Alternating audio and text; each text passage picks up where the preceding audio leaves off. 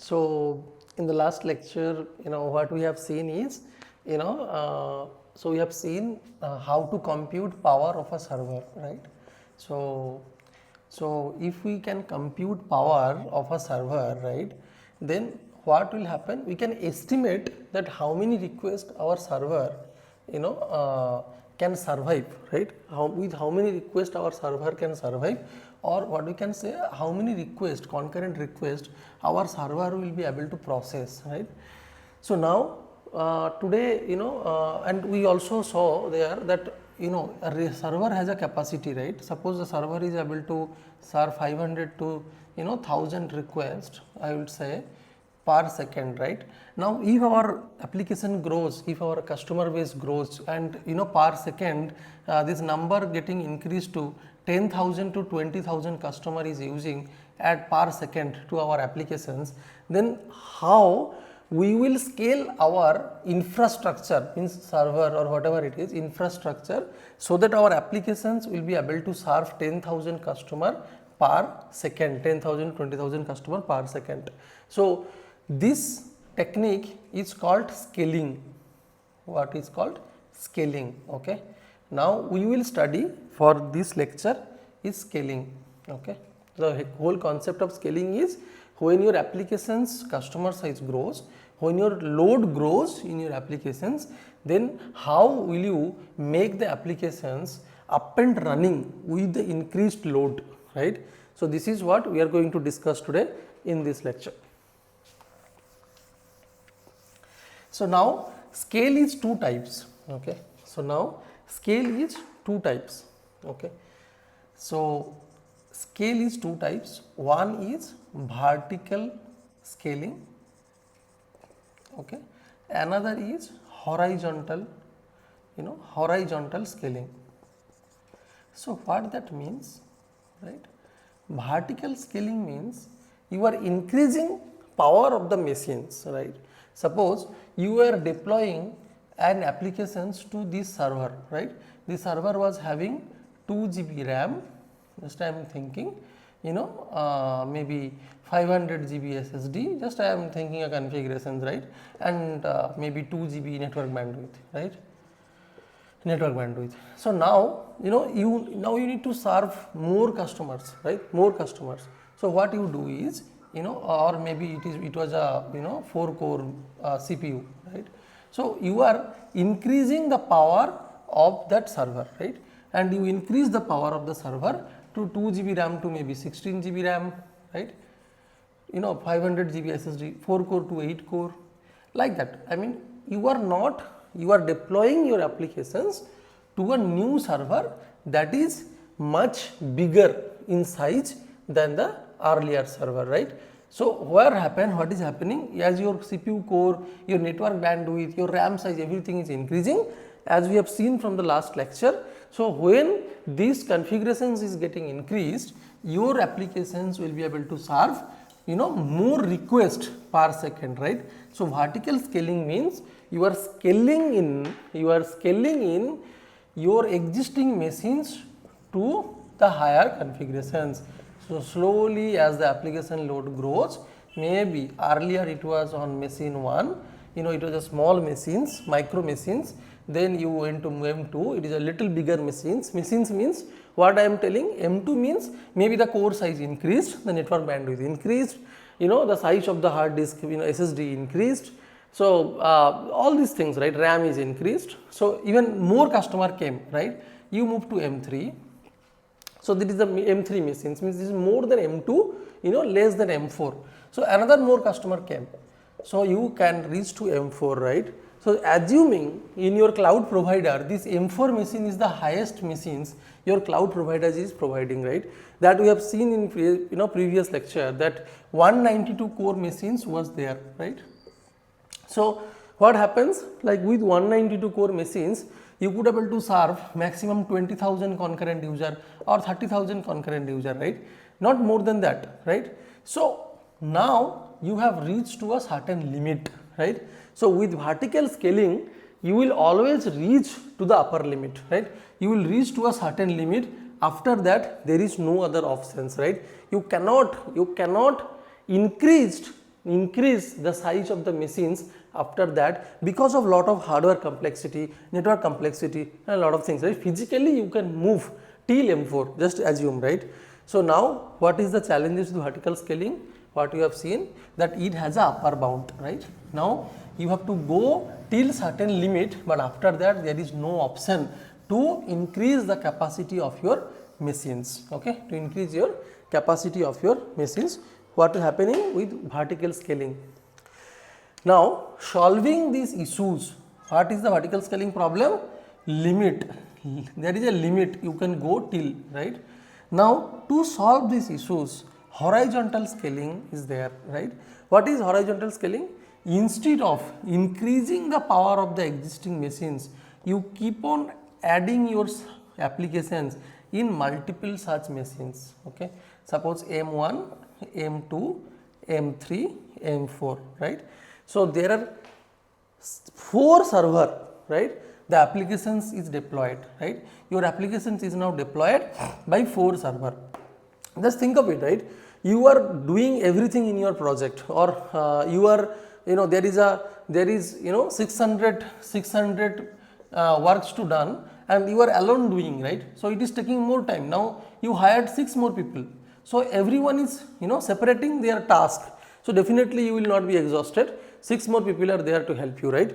So same thing is happening, right. Here what is happening, your applications load, right, your applications load.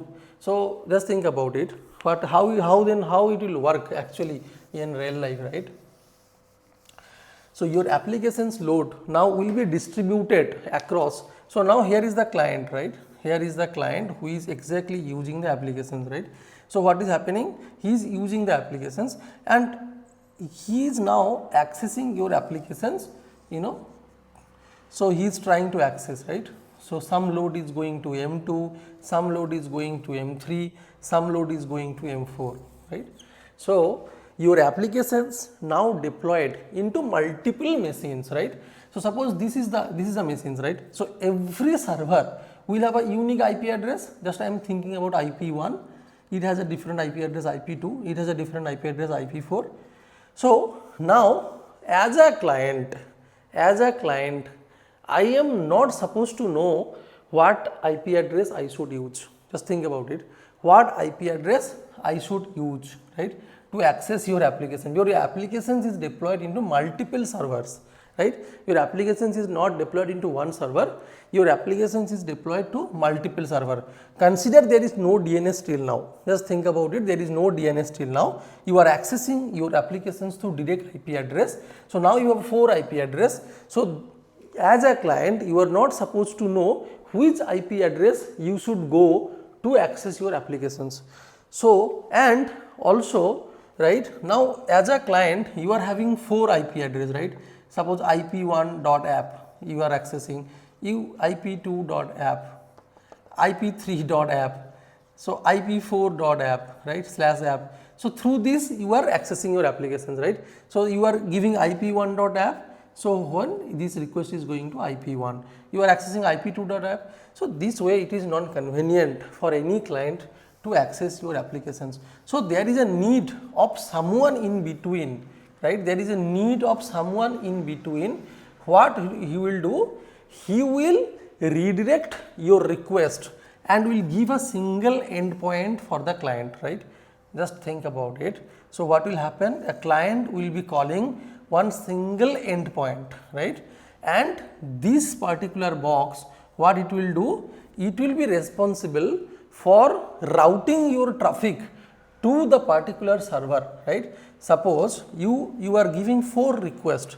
So this particular module, it is redirecting to your request, one request to this M1 machine, another request to M2 machine, another request to M3 machine, another request to M4 machine. So what is happening? So 4 different concurrent requests, right, 4 different concurrent requests is now getting served by 4 different server, right. If one server is having capability of handling 500 requests per second, now this infrastructure is having capability of serving 2000 concurrent requests per second. I hope you understand, right? So if one machine is now having 500 concurrent requests to serve has the capability, then now you have 4 machines acting together as a group, right, and they are sharing the loads in between themselves. So then at max you can have 200 concurrent requests to serve for client, right. So this is how if you add more servers,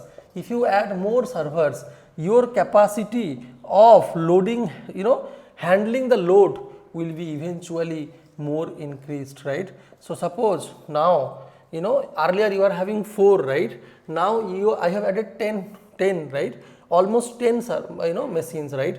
So there are, this is like M5, M6, M7, M8, M9, M10, right.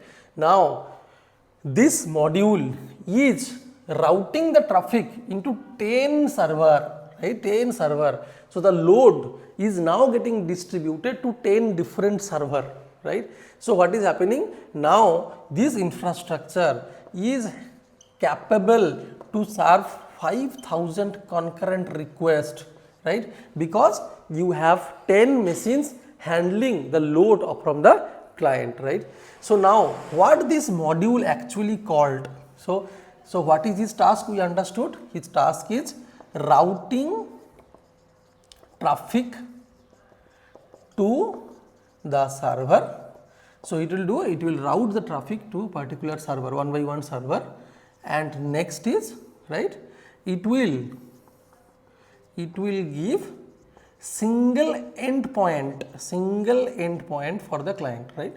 So now client don't have to access multiple IP. So client will only access this IP, right. So I am giving LB IP, suppose load balancer IP. So this module is called a load balancer, LB, load balancer, right. So this is the module which actually balance the load, balance the traffic. So our client will use load balancer IP through load balancer IP and /app. So what it will do, this load balancer use some of the algorithm to actually distribute the load. We will study in the next lecture what load balancer does, okay. So I hope you understand what horizontal scaling is. So now just consider, okay, we have scaled out our application server, okay, we have scaled out our application server, right, but all the application server currently accessing one database only, right, because we have not scaled out our database. All the application server is actually connecting to our one database. Then the load in DB is subsequently getting increased, right, because if all the machines will try to create a new connections, right, in the DB for accessing data, then definitely the load in DB will be high, very high, right. So now how we will handle this scenario, how we will make our DB safe from horizontal scaling of the application server, okay, we will study in the subsequent lectures also. I wanted to draw your attention, the DB only we have not handled yet, this is the application server only we have scaled out, okay. So now with horizontal scaling there are a couple of challenges also come, okay. So in the next lecture we will study that with horizontal scaling what are the challenges comes to your applications infrastructure, okay, and what are the things you might have to be very careful with horizontal scaling. So we will study in the next lecture. Thank you so much.